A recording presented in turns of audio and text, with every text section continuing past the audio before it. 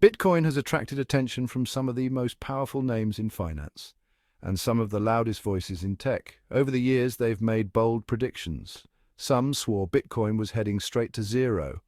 Others promised a moonshot to $1 million almost overnight. Both camps had one thing in common: they were wrong. Today, we'll look at the most famous failed Bitcoin predictions of all time. 3 on the doom side and 3 on the moon side. This isn't about mocking them. This isn't about pointing fingers. It's about learning why following celebrity predictions is dangerous and why building your own strategy is the only way forward. If you're here because you want signal over noise, subscribe now and hit like. It helps more than you think. First, let's look at the legendary Bitcoin haters. Number 1, Peter Schiff. For more than a decade, Schiff has been Bitcoin's most consistent critic. He called it a bubble, a Ponzi scheme, and repeatedly predicted it would crash to zero. The irony? While Bitcoin rose from a few dollars to over 100,000, Schiff kept saying the same thing. To this day, he's still waiting for that collapse. Number 2, Warren Buffett, one of the most respected investors of all time, the Oracle of Omaha himself. In 2018, Buffett called Bitcoin rat poison squared. At the time, Bitcoin traded around $8,000. Since then, it's multiplied more than tenfold.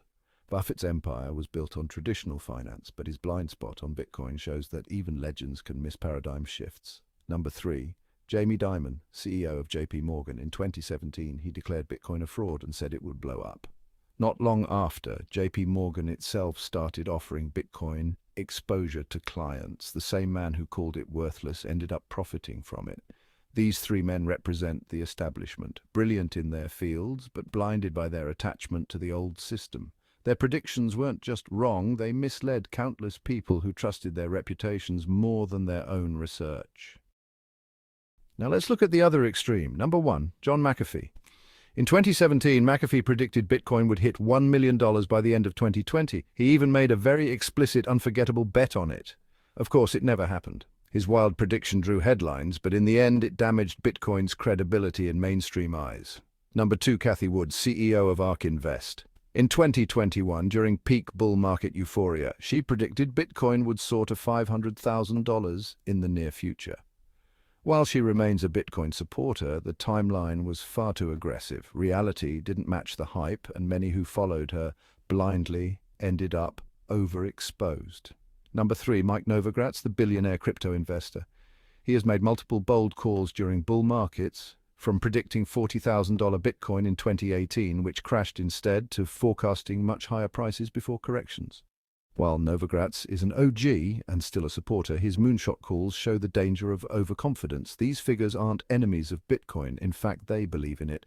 But their wild predictions created unrealistic expectations, and when the numbers didn't materialize, trust was broken. Moonboys can be just as dangerous as doomers. So what can we learn from these failed predictions? First, that reputation doesn't equal accuracy. Buffett, Schiff, Dimon, giants of finance, all missed Bitcoin's rise. McAfee, Wood, Novogratz, respected voices in tech and investing, all overshot reality. Second, both extremes feed into emotional trading. Doomers scare you into selling too early. Moonboys lure you into overbuying at the top. Either way, you lose. Third, the truth about Bitcoin isn't in predictions. It's in fundamentals: fixed supply, decentralized network, global adoption, unstoppable code. The signal is simple: ignore the noise of personalities and focus on what Bitcoin actually is. Here's how I approach it. First, education. I don't rely on headlines or sound bites. I study books like The Bitcoin Standard by Saifedean Ammous, Layered Money by Nick Bhatia, and Check Your Financial Privilege by Alex Gladstein. These works explain Bitcoin's role in history, not just price charts.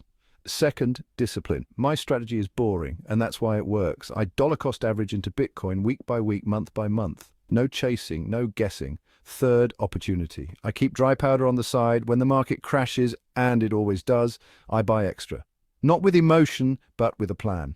If it dips further, I buy again. It's a system, not a gamble. Fourth, conviction. I don't care if Buffett says zero or McAfee says a million. I know what Bitcoin is. I know its fundamentals. And I know that over decades, it will outperform fiat. That's enough for me. I don't follow doomers. I don't follow moonboys. I follow Bitcoin itself.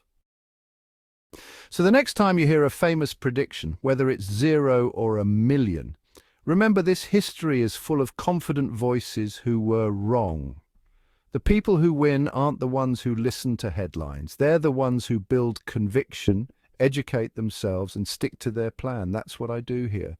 If you want to learn Bitcoin without the noise, subscribe to Alpine Hodler. Like this video if you value truth over hype. And share it with someone who's still chasing predictions, because Bitcoin doesn't care about their forecasts. It doesn't move because Schiff sneered or McAfee bragged. Bitcoin moves because it's the hardest money the world has ever seen. The revolution isn't coming, it's already here.